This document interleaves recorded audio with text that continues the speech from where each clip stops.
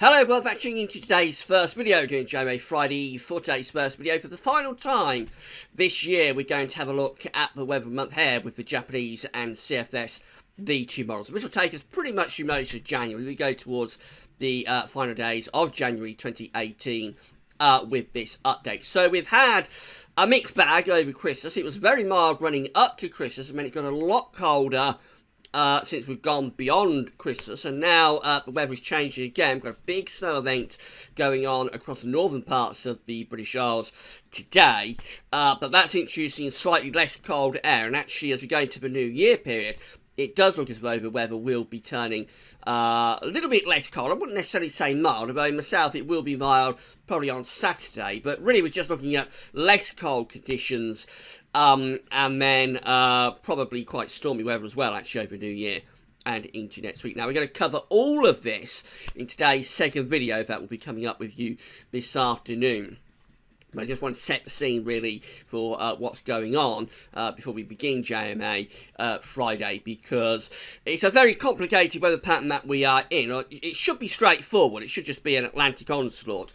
But the problem with this winter, or not, it's not really a problem, but the uncertainty about this winter is that the jet stream is constantly trying to dig southwards and put us onto the cold side of the jet stream.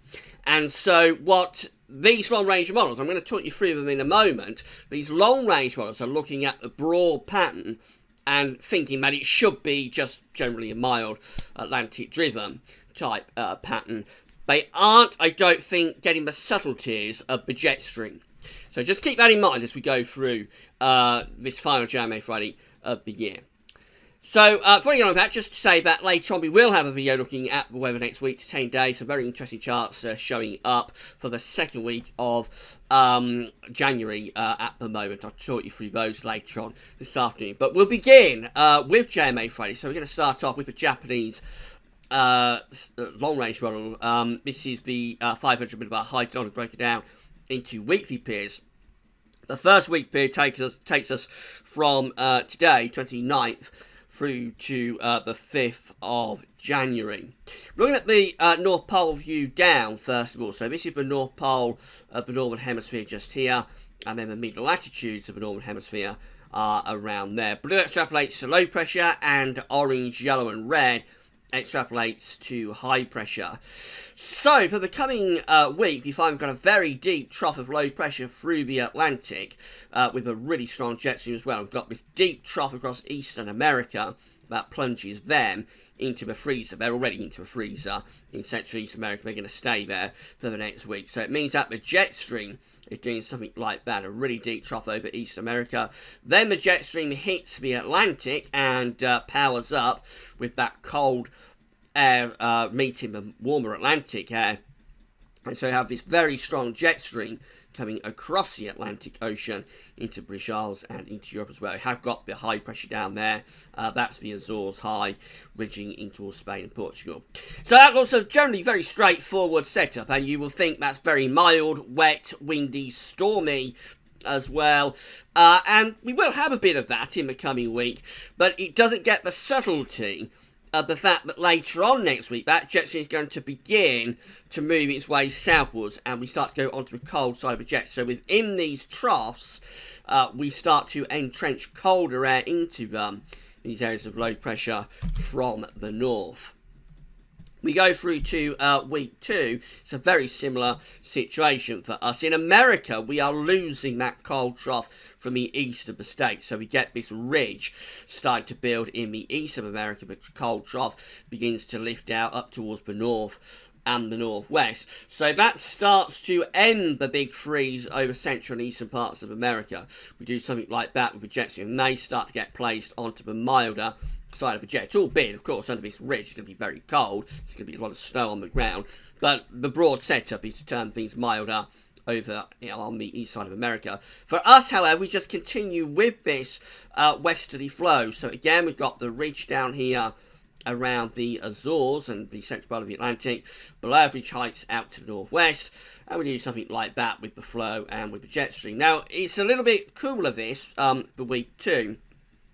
I say this is the 5th to the 12th of January, because the air is coming out of Greenland. So it probably is picking up on the fact that we might entrench some colder air into these troughs as low pressure. But overall, it's still an Atlantic-driven pattern. And while it's not as stormy as we see in week 1, it is still quite an unsettled pattern as well. And then that's how it's looking for weeks 3 and 4, taking us from the 12th to the 26th of January, and no real change. So again, we've got this ridge of above average heights over on the eastern side of America, so no return to the big freeze for them before the end of January, if this is right. Then the ridge extends through the Atlantic, goes into Europe as well, and we've got below average heights up here. Just a very straightforward westerly zonal type pattern with the flow going rather like that. And the jet stream's lifting north there, so that is quite a lot milder as well for weeks 3 and 4. If the JMA is right, then there's very little cold weather on offer this January, and overall it's just a generally quite a mild sort of Atlantic driven pattern, potentially starting off quite stormy, and then those stormy conditions ease as we go through the course of the month. But nothing particularly cold if the JMA is right. So let's have a look at the temperature and mid-latitude view next. This is British Isles in the top right-hand corner of the chart as you're looking at it on this particular view. Reminder of the week 1 500 millibar height anomaly with the below average heights in the Atlantic and a strong jet stream coming through like that. We've got the cold trough over on the east side of America as well, a ridge down here. Quite stormy and generally on the mild side for the 29th of December to the 5th of January. So temperature anomalies for the coming week, they are coming out milder than average with the JMA. And in terms of the precipitation anomaly, that's coming out very significantly, substantially wetter than average as well. We go through to week 2, which is the 5th to the 12th of January. This will look like it should be a little bit cooler, but overall it's still Atlantic driven. Got high pressure to the south, got low pressure to the north. The big freeze eases across eastern America as the wind starts to pull up more from a southerly direction there. For us, probably a bit of a northwest to southeast alignment to the jet stream. That might lower the temperatures a little bit. Temperature anomalies, therefore, for week 2 are closer to average, maybe ever so slightly on the cooler than average side, but it's nothing to get excited about. Notice becoming a lot milder over across many parts of America. And then the precipitation anomaly, that also is coming out wetter than average or above average precipitation through week 2. And then weeks 3 and 4 just continue this sort of setup. So we've got the high pressure again through the Central Atlantic, below average heights up to the north, bring that jet stream through like that. No return to the big freeze over in America. They have this ridge which brings up milder air from sort of a southerly direction. Temperature anomalies through weeks 3 and 4 are coming out close to average, probably a little bit on the milder than average side. If anything, nothing doing there from a cold perspective. Precipitation anomalies are still a little bit above average. It's not as wet as where we start off, but it is a little bit above average. So if the model is right with this, it looks like we're going into a milder January. Temperatures should be generally coming out above average, and rainfall should be coming out above average as well. Quite an unsettled month. This is CFS V2. Let's see whether that agrees. So again, we're starting off with 500 millibar heights, broken down to week periods. The first week period going from the 29th of December to the 4th of January. We've got below average heights out to our northwest. Let's change the colour. We've got above average heights down to our south and southwest. Cold trough in across the east of America, of course, so winter plunging through there, and then the jet stream comes across the Atlantic like that. So stormy and unsettled during week 1.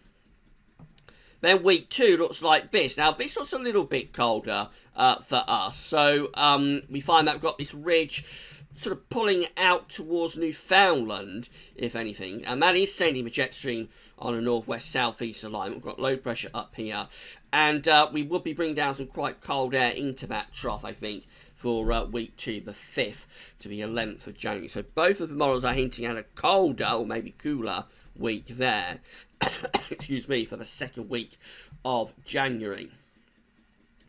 So let's carry on through, and I've lost exactly where we are. So we're going to go through to there. No, not. We're going to go through to there. No, we're not. We're going to go to there. Right, so week 3 is looking like this, the 12th to the 18th of January. Again, we find we've got that area of above average heights through the central part of the Atlantic and heading up towards Newfoundland. It also extends back into the eastern part of America, so again that sees an end to the big freeze there by the middle of January for the eastern states. Below average heights up to the northwest, and again do something like that with the flow and with projection. So it remains Atlantic driven. We're probably sending projection on northwest to southeast alignment, so I would suspect quite cooler at times, but perhaps less so than we see for week 3. And then we go through to week 4, which is the 19th to 25th of January, and this starts to build up the heights to our east, with below average heights up to the northwest, and we do something like that for flow with jet. So that could turn things very mild there as we go through into the 4th week of January. That could start to bring the air up from quite a long way south. So again, nothing particularly notable in terms of cold conditions, if this is right. Temperature anomalies for the coming week, they are coming out warmer than average. Notice a really, really severely cold week for many central eastern parts of America and also up into Canada as well in the week ahead. Then we go through to week 2. The big freeze continues over on the east side of America. For us, we remain sort of average, a little bit milder than average. I suppose week 2, the 5th to the 11th of January might be a little bit cooler than we see for week 1, but even so, still above average with the temperature. Notice most parts of Europe coming out with a very, very warm week indeed there. Temperature anomalies are off the scale in terms of being above average.